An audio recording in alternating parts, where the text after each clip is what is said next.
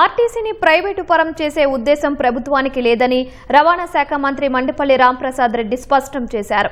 RTC బలోపేతానికే electric బస్సులు తీసుకువస్తున్నామన్నారు. Diesel బస్సులకు స్వస్తి చెబుతూ త్వరలో ఎలక్ట్రిక్ బస్సులు వస్తాయన్నారు. ఏపీలో ఆర్టీసీ అంతా ఎలక్ట్రిక్ బస్సులుగా మారనున్నాయని మంత్రి వెల్లడించారు.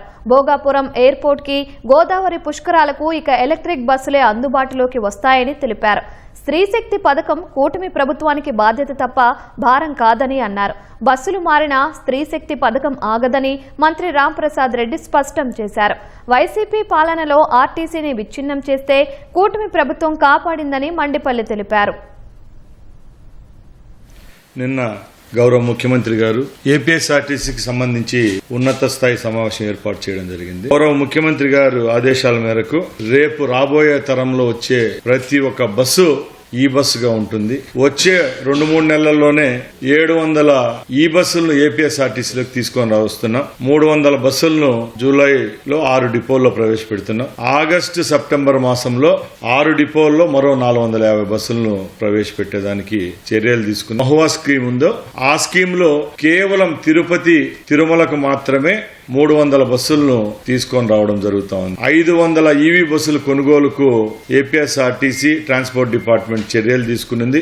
ఆ ఈవీ బస్సులు కూడా పూర్తిగా ఏపీఎస్ఆర్టీసీని కొనుగోలు చేస్తుంది. దాని యొక్క ఎస్ఓపిని కూడా 27/5/26 తారీఖున ఫైనలైజ్ చేయడం జరిగిందని తెలియజేసుకుంటున్నా. టోటల్ ఫ్లీట్ అంతా ఏపీఎస్ఆర్టీసీ ఫ్లీట్ అంతా ఈ ఎలక్ట్రికల్ బస్సులే ఉంటాయని తెలియజేసుకుంటున్నా.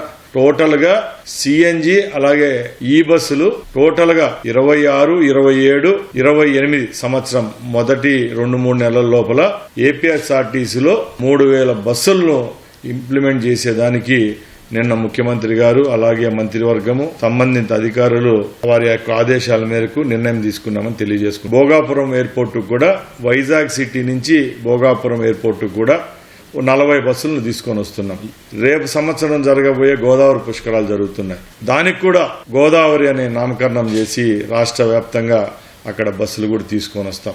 స్త్రీశక్తి పథకం అనేది ఏ కేటగిరీలో 5 కేటగిరీల్లో మేము ప్రామిస్ చేశాం. ఈ రోజుకి కూడా 5 కేటగిరీల్లో స్త్రీశక్తి పథకాన్ని ఇస్తా ఉన్నాం. రేపు ఏసీ బస్సులు కొన్నా, రేపు ఎలక్ట్రికల్ బస్సులు వచ్చినా, సిఎన్జి బస్సులు వచ్చినా 5 కేటగిరీల్లో స్త్రీశక్తి పథకం వికలాంగుల కోసం ఏదైతే తీసుకొచ్చాను దివ్యాంగుల కోసం వారికైనా ఈ స్త్రీశక్తి స్కీమ్ కైనా ట్రాన్స్జెండర్స్ కైనా వీళ్ళందరికీ స్త్రీశక్తి పథకంలో ఏ మార్పు చేర్పులుండో ఏ తరహా బస్సులు వచ్చినా కంటిన్యూ చేస్తాం.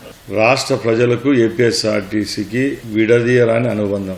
ఏపీఎస్ఆర్టీసీని ఎప్పుడు ప్రైవేటు పరము చేయము. కార్మికులకు హామీ ఇస్తున్నాం. గౌరవ ముఖ్యమంత్రి గారు ఏపీఎస్ఆర్టీసీ సంస్థ అన్నా దాని ఆస్తులన్నా దాంట్లో పనిచేసే ఎంప్లాయీస్ మీద ఆయనకు విశ్వాసము నమ్మకము ఉంది. అలాంటప్పుడు బయట ఎవరో చెప్పిన మాటలు నమ్మాల్సిన అవసరం లేదు. ఏపీఎస్ఆర్టీసీని బలోపేతం చేసే విధానంలో ఈ బస్సు కొనుగోలు జరుగుతూ ఉంది.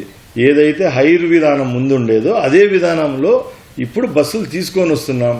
దాంట్లో సేవలను పెంచేదానికే తప్పక ఎక్కడ ఆర్టీసీ కార్మికులకు ఆర్టీసీ సంస్థకు నష్టం వాటిల్లే పని అయితే ఎక్కడ జరగదు. దాని వరకు అయితే ప్రభుత్వము ముఖ్యమంత్రి గారు మేము క్లియర్ కట్ గా ఉన్నాము. మేమైతే ఏపీఎస్ఆర్టీసీ పక్షానే ఉంటాం, పనిచేస్తాం.